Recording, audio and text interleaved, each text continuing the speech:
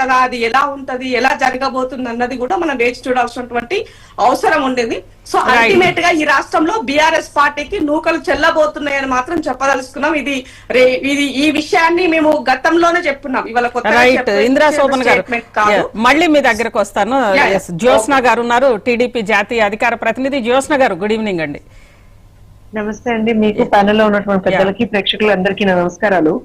జ్యోత్స్న గారు, ఈ రోజు చూశారు తెలంగాణ శాసన మండలిలో కవిత గారి ఆవేదన, కవిత గారి కంట నీరు, ఆ కన్నీరు మున్నీరు అవుతూ కవిత గారు మాట్లాడిన మాటలు అన్ని కూడా మీరు కూడా చూశారు. ఏంటి, ఎలా ఉండబోతోంది, దాన్ని ఎలా మనం తీసుకోవాలి? అజిత గారు, ముందరైతే ఆడబిడ్డ ఎక్కడ కన్నీరు పెట్టినా సరే అది మంచిది కాదు. అది పార్టీలకు అతీతం. ఇక్కడ అసలు రాజకీయాలతో సంబంధం లేదు. ఈ స్టేట్మెంట్ నేను పాస్ చేసినప్పుడు అది రాజకీయాలతో సంబంధం లేనటువంటి ఒక స్టేట్మెంట్. ఆడబిడ్డ ఎప్పుడు, ముఖ్యంగా తెలంగాణలో అది అసలు మనం చాలా అరిష్టంగా భావిస్తాం. నిజంగా చెప్తున్నా, మన ఇంట్లో ఆడబిడ్డ లేకపోతే అసలు మన ఆడబిడ్డ ఎవరైనా సరే కంటనీరు పెట్టింది అంటే దానంత దురదృష్టం ఇంకోటి ఏది ఉండదు అని చాలా గట్టిగా నమ్మేటువంటి తెలంగాణ సంస్కృతి అనేది, తెలంగాణ సమాజం అనేది, మన కల్చర్ లో అది ఇంబైబ్ అయి ఉంది. సో ఇవాళ ఒకటి, దీనికి ఇవాళ జరిగినటువంటి ఈవెంట్స్ కావచ్చు, లేకపోతే ఇంతకు ముందర కొన్ని నెలలుగా జరుగుతున్నటువంటి ఈవెంట్స్ కావచ్చు, ఇవన్నీ మనం చూస్తే దీన్ని మనం ఒక 2 డిఫరెంట్ యాంగిల్స్ లో చూడాల్సినటువంటి అవసరం ఉందండి. ఒకటి డెఫినెట్ గా పొలిటికల్ యాంగిల్, అందులో డౌట్ ఏమీ లేదు. ఇంకొకటి మహిళలని రాజకీయాల్లో ఉన్నటువంటి మహిళల పరిస్థితి ఎట్లున్నది అనేటువంటి ఒక కోణం కూడా మనం చూడాలి. రెండు చూడాలంటారు. ఖచ్చితంగా మనం political only related to politics and only related to parties కనుక మాట్లాడితే డెఫినెట్ గా thousands of questions will arise on Kavitha గారండి, అందులో డౌట్ లేదు. థౌజండ్స్ ఆఫ్ క్వశ్చన్స్, ఒకటి కాదు, 2 కాదు. ఇవాళ మండలిలో మాట్లాడినటువంటి కవిత గారు, నేను ఎంతో కష్టపడి ఏమంటారు అని అంటే రాజకీయాల్లోకి వచ్చిన అంటే మా ఫాదర్ ఉన్నా సరే నేను ఎంతో ఆలోచన టువర్డ్స్ ద పీపుల్, అంటే ప్రజల పట్ల మనకు ఒక బాధ్యత ఉండాలి, ప్రజల పట్ల మనం ఏమంటారంటే విశ్వాసాన్ని మనం ఉంచుకోవాలి. ఇవాళ రోజున మనం పదవుల్లో ఉన్నామా లేదా ఇవన్నీ సెకండరీ, మనం ప్రజలకు ఏం చేస్తున్నాం అనేటువంటిదే ముఖ్యం. ప్రజల తరఫున మనం మన గళాన్ని విప్పగలుగుతున్నామా లేదా, అది మాత్రమే ప్రజలు చూస్తారు తప్పించి ఇంకా దానికి ఇంకొక వర్షన్ ఏం లేదు. ఇవాళ కవిత గారు మాట్లాడినటువంటి కొన్ని సందర్భాల్లో నిజంగా నాకు కూడా తన కంటనీరు పెట్టినప్పుడు నాకు కూడా చాలా బాధేసింది. వాస్తవంగా చెప్తున్నా, చాలా బాధేసింది. ఎందుకనంటే మళ్ళీ చెప్తున్నా, మన సంస్కృతిలో ఆడబిడ్డ ఎప్పుడు కూడా కంటనీరు పెట్టద్దని చాలా చాలా గట్టిగా నమ్మేటువంటి సంస్కృతి మనది. అట్లాంటిది ఇవాళ నా తెలంగాణ గడ్డ మీద ఒక ఆడబిడ్డ, తెలంగాణ ఆడబిడ్డ కంటనీరు పెడుతుంది అంటే నిజంగా నాకు చాలా బాధేస్తుంది. ఎందుకు అలాంటి పరిస్థితి వచ్చింది అనేటువంటిది ఒక ఆస్పెక్ట్ అయితే, రెండో ఆస్పెక్ట్ ఏంటంటే కవిత గారు కొన్ని మాటలు మాట్లాడారు.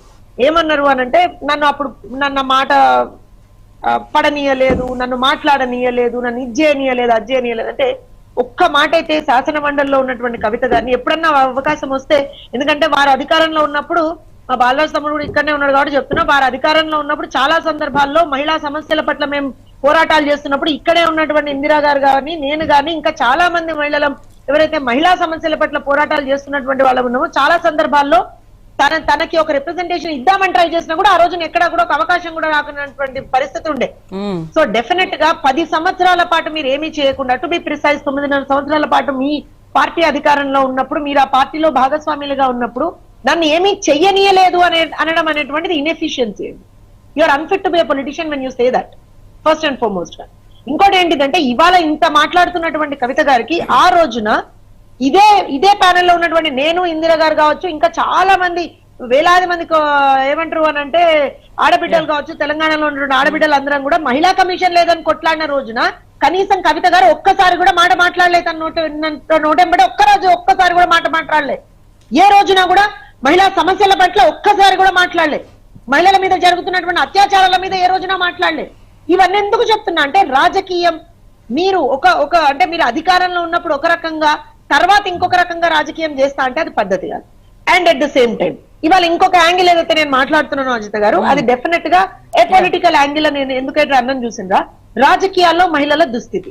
ఎందుకు రాజకీయాల్లో మహిళల దుస్థితి అని అంటున్నా అంటే, పార్టీ ఏదైనా కానివ్వండి, మహిళా నాయకత్వాన్ని ఇంకా కూడా యాక్సెప్ట్ చేసేటువంటి సంస్కృతి మన దగ్గర లేదా రాదా అనేటువంటి ఒక క్వశ్చన్. ఖచ్చితంగా అండి, ఎందుకు అట్లాంటి పరిస్థితి వాళ్ళ రోజు దాపురిస్తున్నది?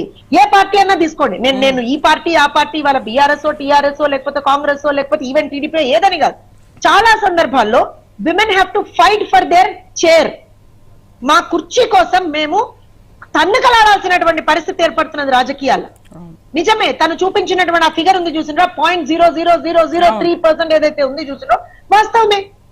ఎందుకు అలాంటి పరిస్థితి వస్తున్నది అనేటువంటిది కూడా ఒకసారి ఆలోచించాల్సినటువంటి అవసరం అన్ని రాజకీయ పార్టీలకు ఉంది. ఇవాళ ఎందుకు అనంటే, మీకు గుర్తుండే అజిత గారు, మా పార్టీని పార్లమెంట్ లో రిప్రజెంట్ చేస్తున్నటువంటి శబరి గారు, మీకు గుర్తుండాలి అజిత గారు, తను నంద్యాల ఎంపీ శబరి గారు, తను ఒక ప్లాట్ఫామ్ మీద పార్లమెంట్ లో ఒక డిస్కషన్ వచ్చినప్పుడు ఏ రకంగా మహిళలు ఎంత ఇబ్బందులు పడుతున్నారు రాజకీయాల్లో అనేటువంటిది అందరి గళంగా తను ఆ రోజున మాట్లాడిన అక్కడ. అవును, అంటే అది it's not a normal thing అండి చాలా సందర్భాల్లో. ఎందుకనంటే రాజకీయాల్లో ఉన్నటువంటి మహిళల మీద వాళ్ళ క్యారెక్టర్ అసాసినేషన్ జరగడం అత్యంత పరిపాటు అయిపోయింది. లేకపోతే వాళ్ళని ఎంత నీచంగా మాట్లాడతారు వాళ్ళ గురించి అనేటువంటి అత్యంత పరిపాటు అయిపోయింది. ఫస్ట్ అండ్ ఫార్మోస్ట్ గా అసలు వాళ్ళ లీడర్షిప్ ని యాక్సెప్ట్ చేయరు. నాయకత్వ లక్షణాలు ఉన్నా సరే వాళ్ళ లీడర్షిప్ ని యాక్సెప్ట్ చేయరు. సో ఇవన్నీ కూడా ఫస్ట్ చేంజ్ అవ్వాల్సినటువంటి అవసరం కూడా ఉంది. దీన్ని చెప్తూనే అవకాశం వచ్చినటువంటి మహిళలు ఎవరైతే అలాంటి పరిస్థితుల్లో ఉంటారో వాళ్ళు దాన్ని సద్వినియోగపరచుకోవాలని చెప్తాను. మనం పక్క వాళ్ళకు ఒక 1000 మందికి 10 మందికి 1000 మందికి మనం ఆదర్శంగా నిలవాలి. కవిత గారికి అవకాశం 9.5 సంవత్సరాల పాటు ఉండే. మొదటి టర్మ్ లో తను ఎంపీగా పనిచేసిండు 5 సంవత్సరాలు, 4.5 సంవత్సరాల పాటు 5 సంవత్సరాల పాటు ఎంపీగా పనిచేసిండు. తర్వాత ఎమ్మెల్సీగా తనకు అవకాశం వచ్చింది. అలాంటప్పుడు తను ఒక పొజిషన్ లో ఉన్నప్పుడు దాన్ని తనకున్నటువంటి అంటే మిగతా మహిళలు ఎవరైతే రాజకీయాల్లోకి రావాలనుకుంటున్నారో వాళ్ళ గురించి తనేం చేసిండు అనేటువంటిది ఒక క్వశ్చన్ అరైజ్ అవుతుంది కదండి. Because she was in a very influential position. తను ఒక పార్లమెంటేరియన్ గా ఉన్నారు, ఆ తర్వాత మండలి సభ్యురాలుగా ఉన్నారు, వాళ్ళ ఫాదర్ రాష్ట్ర ముఖ్యమంత్రిగా ఉన్నారు, వాళ్ళ బ్రదర్ రాష్ట్రంలో ఒక మంత్రిగా ఉన్నారు, అలానే వాళ్ళ పార్టీకి వర్కింగ్ ప్రెసిడెంట్ గా ఉన్నారు. సో ఇవాళ కవిత గారి ముందర కొన్ని క్వశ్చన్స్ ఏం అరైజ్ అవుతాయి అంటే, నేను మీ పార్టీకి అంటే TRS/BRS పార్టీకి మీరు ఎన్నిసార్లు మీ పార్టీలో మహిళలకి సంబంధించినటువంటి రిప్రజెంటేషన్ పెంచండి అని ఎన్నిసార్లు మీరు, ఎందుకంటే మీకు అధికారం ఉండింది కదా, మీకు పొజిషన్ ఉండింది, ఎన్నిసార్లు మీరు వాళ్ళని అడిగినరు? నేను ఇందాక చెప్పినట్టుగా మహిళా సమస్యల పట్ల మిగతా మహిళా నాయకురాలు కావచ్చు, రాజకీయ నాయకురాలు కావచ్చు, లేకపోతే మహిళా మంత్రి కోసం కూడా గట్టిగా డిమాండ్ చేసి ఉండాల్సింది జ్యోత్స్న గారు. వస్తాయి కదా అజిత గారు. మహిళా మంత్రివర్గంలో తెలంగాణ తొలి మంత్రివర్గంలో మహిళ లేదు. అదే చెప్తున్నా, తెలంగాణ ఉద్యమంలో మహిళలు ఉన్నారు తొలి దశ నుంచి మలి దశ వరకు, కానీ మంత్రివర్గంలో మహిళ లేదు. వన్ సెకండ్ అజిత గారు, ఆ రోజున ఎన్నిసార్లు, బికాజ్ ఐ స్వేర్ అప్పుడు ప్రతిపక్షంలో ఉన్నప్పుడు అన్ని పార్టీలు, కాంగ్రెస్ కావచ్చు, బీజేపీ కావచ్చు, టీడీపీ కావచ్చు, అన్ని పార్టీలు కూడా దీనికి సంబంధించి రౌండ్ టేబుల్ సమావేశాలు పెట్టినాం మేము. దీనికి సంబంధించి ఏమంటారంటే నిరసన దీక్షలు చేసినాం మేము. దీనికి సంబంధించి రాష్ట్ర ముఖ్యమంత్రి వర్యులుగా ఉన్నటువంటి కేసీఆర్ గారికి, ఉద్యమ నాయకుడుగా ఉన్నటువంటి కేసీఆర్ గారికి మేము రిప్రజెంటేషన్స్ ఇవ్వడానికి ట్రై చేసినాం. కవిత గారిని అప్రోచ్ అవ్వడానికి ట్రై చేసినాం. అప్పుడు వాళ్ళ పార్టీ దీంట్లో ఉన్నటువంటి కేటీఆర్ గారిని అప్రోచ్ అవ్వడానికి ట్రై చేసినాం.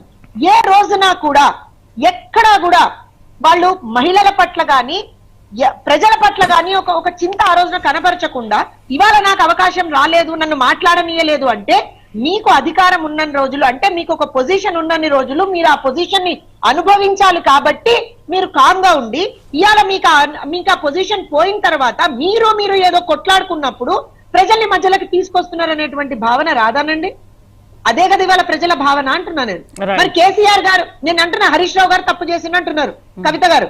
అంటే మీకు మీ పొజిషన్ కన్నా కూడా రాష్ట్రంలో ఉన్నటువంటి సంపదనంతా హరీష్ రావు గారు లాంటి వాళ్ళు దోచుకుంటుంటే మీరు ఎందుకు కామ్గా కూర్చున్నారు? ఆ రోజున సిరిసిల్ల సిద్దిపేట కలెక్టరేట్ లో అంత దౌర్భాగ్యంగా గడుతున్నప్పుడు మీరు ఎందుకు కామ్గా కూర్చున్నారు? అంటే రాష్ట్ర ప్రజల పైసా కన్నా కూడా, రాష్ట్ర ప్రజలకు సంబంధించినటువంటి సంక్షేమం కన్నా కూడా మీకు మీ అధికారం ముఖ్యమనే కదా? ఈ ప్రశ్నలే ప్రజలు ఇవాళ రోజున అడుగుతున్నారు. ఎందుకంటేనంటే జవాబుదారీతనం అంటారు అజిత గారు దీన్ని. ఆ జవాబుదారీతనం లేని ఎవ్వరు కూడా రాజకీయాల్లో ఉండడానికి అనర్హులు అంట నేను. ఇవాళ మీ అవకాశం కోసము, మీ అవకాశవాదతనాన్ని మీరు ఇచ్చేసుకోవడం కోసము మీరు ఏమైనా చేసుకోండి. నేను ఆ రోజున చెప్పినా మళ్ళా చెప్తా అజిత గారు, తెలంగాణ అస్తిత్వానికి ఒక పర్టిక్యులర్ మనిషికి సంబంధం లేదండి. తెలంగాణ అస్తిత్వం అనేటువంటిది, తెలంగాణ అనేటువంటిది అందరికి సంబంధించింది. ఆ రోజున కవిత గారిని అరెస్ట్ చేస్తే తెలంగాణ ఆడబిడ్డల మీద దాడి అన్నారు. తెలంగాణ ఆడబిడ్డల మీద దాడి కాదది. తెలంగాణ ఆడబిడ్డల మీద దాడి కాదది. ఎవరన్నా తప్పు చేస్తే వాళ్ళని క్వశ్చన్ చేసేటువంటి ఒక తరీకా కావచ్చు. ఆ రోజున మీ పార్టీ మీ పక్షాన్ని నిలబడలేదు అన్నప్పుడు యూ షుడ్, అక్కడ ఎక్కడుంది మీ పార్టీ అన్నా మీతో పాటు ఆ తప్పులో భాగస్వామి అయ్యి ఉండాలి, లేకపోతే ఇంకేదన్నా రీజన్ అయ్యి ఉండాలి. ఇవన్నీ ఎందుకు మాట్లాడుతున్నా అంటే గారు చాలా సింపుల్ అండి.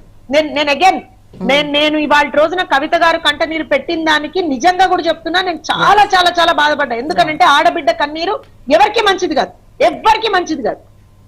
కానీ మనం అలాంటి ఒక పరిస్థితుల్లో ఉన్నప్పుడు మనం ఏం చేసినాం అనేటువంటిది కూడా ఒక్కసారి మనం ఆలోచన చేసుకోవాలి అని చెప్పి కూడా కవిత గారిని అడుగుతున్నాను. నన్ను ఆ రోజున బతుకమ్మ చేయనీయలేదు అని అంటే, బతుకమ్మ అంతకు ముందర అంటే మీరు అధికారంలోకి వచ్చేంత వరకు బతుకమ్మ చేసిండు, అధికారంలోకి వచ్చిన తర్వాత నన్ను బతుకమ్మ చేయనీయలేదంటే మీరు ఒక పార్లమెంటేరియన్ గా ఉండే చేయలేకపోయిండ్రు అని అంటే, ఇంకా సాధారణ మహిళలుగా ఉన్నటువంటి మమ్మల్ని, వేరే పార్టీల్లో ఉన్నటువంటి మమ్మల్ని ఎంత టార్చర్ పెట్టుండొచ్చు మీ పార్టీ వాళ్ళు.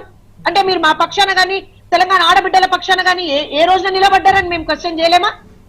ఇవన్నీ ఉంటాయి ఒక్కసారి. అందుకనే మాట్లాడే ముందర మండలిలో తను మాట్లాడిండ్రు, నిజంగానే తన బాధని నిజంగా తను ఎక్స్ప్రెస్ చేసిండ్రు, ఆడబిడ్డని వాళ్ళ రోజున ఒంటరి చేసిండ్రు. అది చాలా తప్పంట. నేను ఎవరైనా సరే అన్నదమ్ములు అందరూ కూడా ఆమెకు ఏమంటారు అంటే సపోర్ట్ గా నిలబడాల్సినటువంటి ఒక తరుణం ఇది. వాళ్ళు సపోర్ట్ గా లేరు, అందుకని ఆమె చాలా బాధపడ్డది.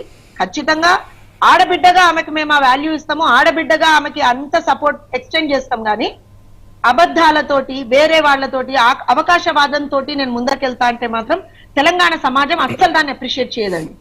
రైట్. ఇక బాలరాజ్ యాదవ్ గారు ఉన్నారు, అంటే చివరిగా అందరు మాట్లాడినాక మీది తీసుకుంటాం. శ్రీకాంత్ గారు, బాలరాజ్ యాదవ్ గారు ఒకటి సరే, నిన్న మొత్తం అంటే బీఆర్ఎస్ పార్టీకి సంబంధించి ఒక్క మాట అనేసారండి, నైతిక విలువలు లేని